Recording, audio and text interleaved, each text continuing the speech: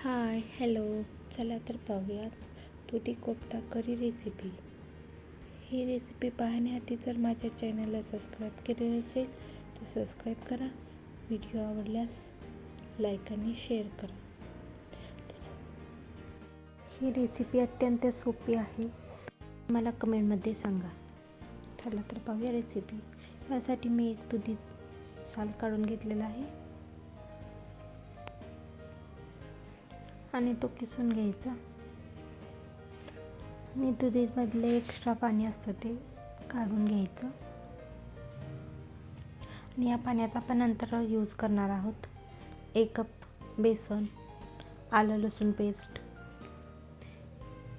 लाल मिर्च पावडर 1 चमचा, ओवा तो क्रश करून घ्यायचा म्हणजे त्याची चव एकदम छान उतरते. धनेपूड 1 चमचा, गरम मसाला 1 चमचा, हळद, चॉप केलेली मिरची 1 चमचा, कोथिंबीर, गरम तेलाचे मोहन 1 चमचा, मीठ हे तुमच्या आवडीनुसार कमी किंवा जास्त करू शकता.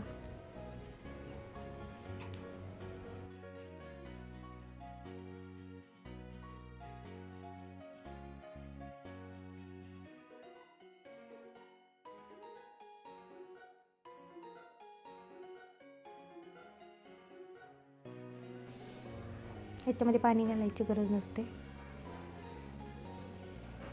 छोटे छोटे बॉल बनवून घेऊयात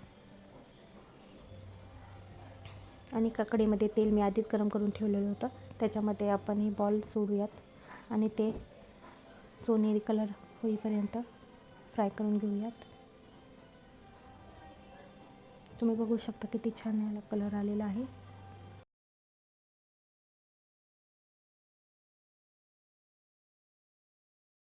अशाच प्रकारे मी सगळे बॉल तळून घेते आणि ग्रेव्हीची तयारी करूयात. त्यासाठी मी एक कढाईमध्ये 4 चमचे तेल घेतलेले आहे. त्याच्यामध्ये जिरे, 1 वाटी बारीक चिरलेला कांदा ॲड केलेला आहे.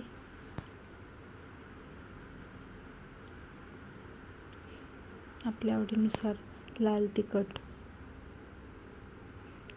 1 चमचा धनेपूड,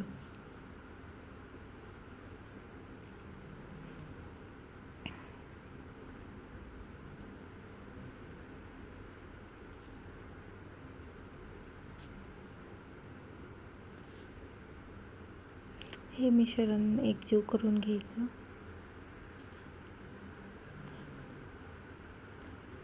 त्यानंतर फ्लेवरसाठी 2 दालचिनीचे तुकडे, हळद,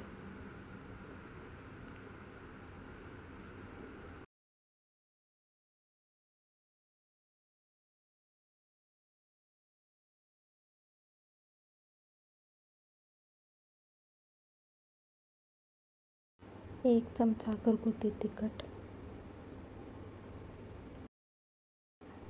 आणि 1 बाउल टोमॅटो प्युरी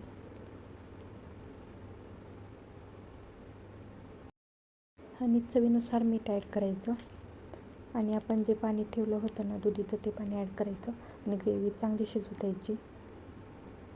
नंतर आपल्याला पाहिजे तसं पाणी ॲड करायचं.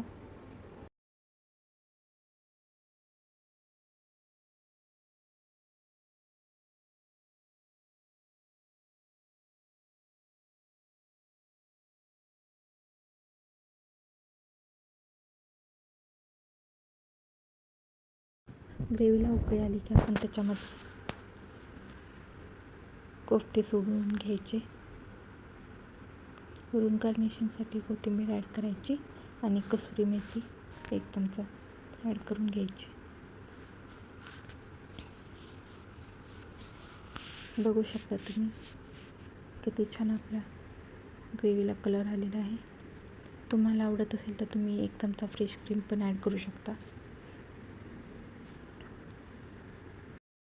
अशाच नवनवीन रेसिपी पाहायच्या असतील तर माझ्या चॅनलला आता सबस्क्राईब करून घ्या. हा व्हिडिओ आवडल्यास लाईक आणि शेअर करा. हा व्हिडिओ संपूर्ण पाहिल्याबद्दल धन्यवाद. चला भेटूया नेक्स्ट व्हिडिओमध्ये.